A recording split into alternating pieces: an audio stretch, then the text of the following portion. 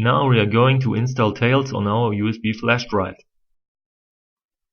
Go to Applications, Tails, and Tails Installer. Wait a few seconds.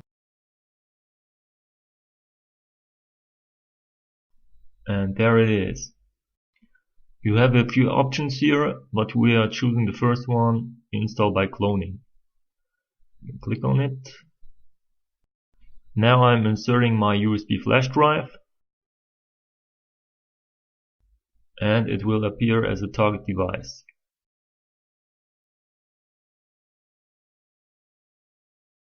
And we are clicking on Install Tails.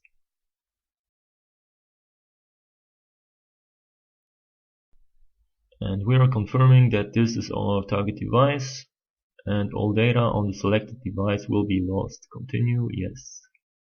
And here we go, I speed it up again.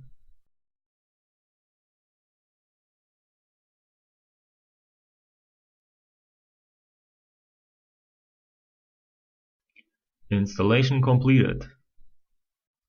Now we're gonna shut down the system and reboot from USB flash drive.